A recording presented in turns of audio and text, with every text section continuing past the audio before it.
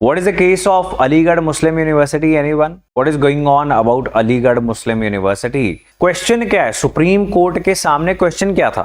Aligarh Muslim university को minority status मिला है या फिर इन जनरल माइनॉरिटी स्टेटस मिलना चाहिए इन सर्टेन केसेस या नहीं मिलना चाहिए, इसके ऊपर जजमेंट आई है। अलीगढ़ मुस्लिम यूनिवर्सिटी का केस अब डिसाइड होगा। This is scenario, right? So let's see. Aligarh Muslim university है क्या? 1875 में ये एस्टैब्लिश हुई थी। किसने की थी? Right, so sir Syed Ahmad Khan, who we also cover in modern history. जब हम कवर करते हैं मुस्लिम सोशल रिफॉर्मर्स, तो सैयद अहमद खान हमारे सिलेबस का भी बहुत इंपॉर्टेंट पार्ट है। उनका ऐसा बिलीव था दैट मुस्लिम कम्युनिटी जो है इंडिया की, वो पीछे छूट गई है as compared to the Hindu community, which was and which is a fact. Educational status अगर हम देखें तो पढ़ाई लिखाई में आज भी Muslim community is a bit backward. That is why more kids in certain families in certain states, not everywhere. उस समय भी ऐसा ही था।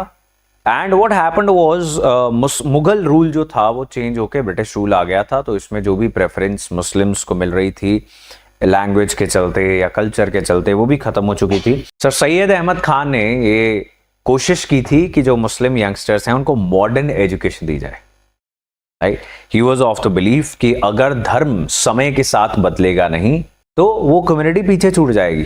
उनका ये भी मानना था कि अगर रिलीजियस जो स्क्रिप्चर्स हैं उनकी नई इंटरप्रिटेशन करनी पड़े तो वो भी कर लेनी चाहिए, right? So he was a person of modern outlook. ये एक इंस्टीट्यूशन एस्टैब्लिश किया था जो बाद में अलीगढ़ मुस्लिम यूनिवर्सिटी बन गया। नाउ आफ्टर दैट इंडिपेंडेंस हो गई, कॉन्स्टिट्यूशन आ गया, इसको एक इंस्टीट्यूट ऑफ नेशनल एमिनेंस बना दिया गया। तो क्वेश्चन ये राइज हुआ कि क्या ये माइनॉरिटी इंस्टीट्यूट है? Now what is minority institute? So article 30 constitution का जो है वो माइनॉरिटीज को, चाहे वो धार्मिक माइनॉरिटीज हो चाहे वो लिंग्विस्टिक माइनॉरिटीज हो, उनको ये अधिकार देता है कि वो अपने इंस्टीट्यूशंस बना सकते हैं, अपने कल्चर को, अपने लोगों को प्रोटेक्ट करने के लिए, प्रमोट करने के लिए, right? Is it clear? So constitution ने माइनॉरिटीज को एक additional protection the. That is why you will see a lot of Christian, Sikh institutions all over the country, right? ये दो प्रोमिनेंट मिलते हैं आपको नॉर्थ इंडिया में। आपको सिख मिलते हैं दिल्ली में, पंजाब में, चंडीगढ़ में। क्रिश्चियन आपको सारे देश के अंदर मिलते हैं। The Christian medical colleges, right?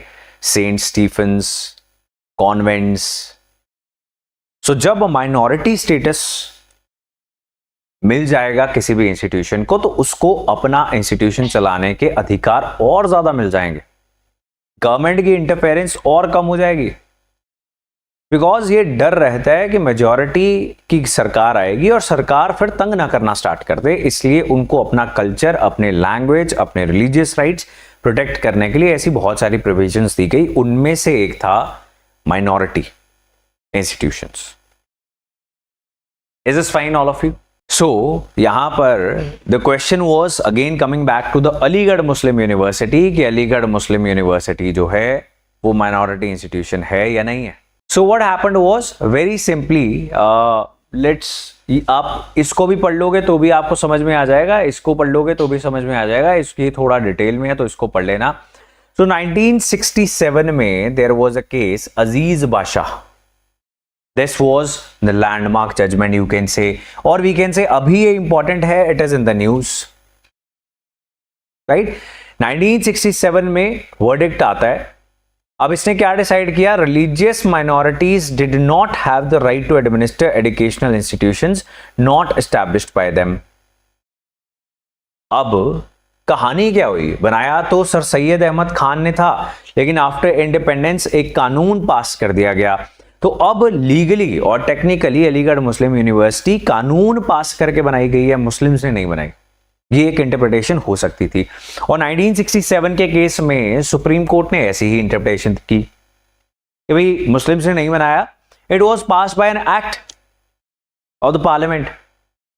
So that is why it is not a minority institution. It can not claim protection under article 30 clause 1 of the constitution.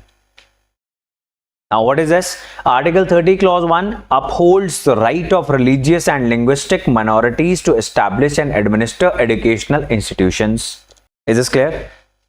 Right? बहुत सिंपल सी बात है ये. इसमें कंफ्यूजन कहां पर आती है? कुछ स्टूडेंट्स दे आर स्ट्रगलिंग. क्यों? बिकॉज सुप्रीम कोर्ट अपने फैसले ही चेंज करता रहता है. That is the point. Right. 67 में क्या डिसीजन हुआ अजीज बादशाह में? It is not a minority status institution, it cannot claim protection under article 30. ठीक बात है जी.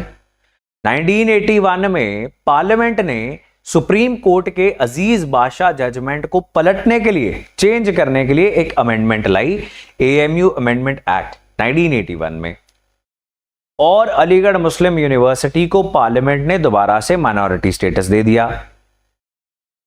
Is clear? 1981 में ऐसा हो गया. फिर क्या हुआ? जनवरी 2006 में Allahabad high court struck down the provision of 1981 law. उन्होंने कहा कि नहीं, इलाहाबाद हाई कोर्ट ने फिर पार्लियामेंट का फैसला बदल दिया. अब ये कब तक होता रहेगा? You must be wondering. Right. अगर थ्योरी की बात करें तो ये कॉन्स्टेंटली हमेशा ही चल सकता है, लेकिन ऐसा होता नहीं है. अब गवर्नमेंट ने क्या किया? गवर्नमेंट का काम यह है लोगों को खुश करना, तो मुस्लिम कम्युनिटी को खुश करने की एक कोशिश थी. लेकिन सुप्रीम कोर्ट का क्या काम था? लॉ को इंटरप्रेट करना. तो अभी फाइनली क्या डिसाइड हुआ है कि जो डेफिनेशन है, चाहे वो एक पार्लियामेंट के कानून से बना है, फिर भी उसे ये माना जा सकता है कि वो मुस्लिम कम्युनिटी के कल्चरल और रिलीजियस राइट्स प्रोटेक्ट करने के लिए बनाया गया एक इंस्टीट्यूशन है. That is why institutions like this can claim minority status. That is what the supreme court has decided. 4:3 यानी 4 जजेस सुप्रीम कोर्ट की 7 जजों की बेंच में एग्री करते हैं कि उसे मिल जाना चाहिए, 3 नहीं करते. ठीक है जी. सो रिकॉग्निशन बाय लॉ, यही बात थी ना कि पार्लियामेंट का एक कानून बन गया, इसलिए माइनॉरिटी स्टेटस नहीं मिलेगा. बिकॉज माइनॉरिटी स्टेटस तो तब मिलता है जब किसी माइनॉरिटी ने अपना इंस्टीट्यूशन खुद बनाया हो. जब सरकार कानून बना के बना रही, फिर तो वो सरकार का हो गया institution. Is clear? So recognition by law want annul minority status, says 7 judge bench in 4:3 majority judgment. So 4 favour में थे, तो इसको माइनॉरिटी स्टेटस अब मिल सकता है. लेकिन अभी ओवरऑल जो बड़ा सवाल था उसके ऊपर चर्चा चल रही थी सुप्रीम कोर्ट के अंदर. अलीगढ़ मुस्लिम यूनिवर्सिटी का जो स्पेसिफिक केस है उसके ऊपर अब जजमेंट आएगी. Aligarh Muslim university they are very happy because उन्हें लगता है कि as per this judgment things are going to go in their favour. Is it clear? Court returns case to a regular bench. अब कॉन्स्टिट्यूशन बेंच होता है जिसमें 7 जज होते हैं या इससे भी ज्यादा जज होते हैं. जब कोई बहुत बड़ा कॉन्स्टिट्यूशनल सवाल, यहां पर फंडामेंटल राइट से रिलेटेड एक क्वेश्चन आंसर करना था, तो 1 जज, 2 जज, 3 जज नहीं करेंगे, ज्यादा जजेस का एक कॉन्स्टिट्यूशन बेंच बैठाया जाएगा. वो बैठ गया.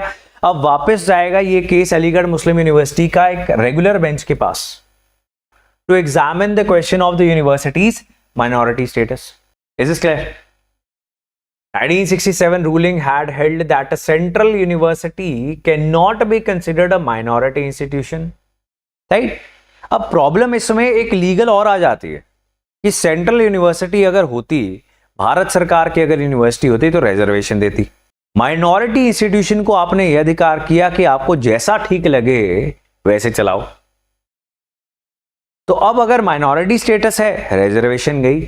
मे be as a minority institution वो रिजर्व करें for Muslims, like most of the CMCs. सारे देश के अंदर बहुत सारे CMC कॉलेजेस हैं या क्रिश्चियन मेडिकल कॉलेजेस हैं, तो वहां पे रिजर्वेशन होती है. क्रिश्चियन बच्चों के लिए कुछ सीट्स आर रिजर्व्ड. सो अभी क्या होगा, that is a question now. Right? So will see अभी वो रेगुलर बेंच क्या डिसाइड करेगा. लेकिन overall the question it has been decided as recognition by law won't annul minority status. ये फाइनल फैसला सुप्रीम कोर्ट ने कर दिया.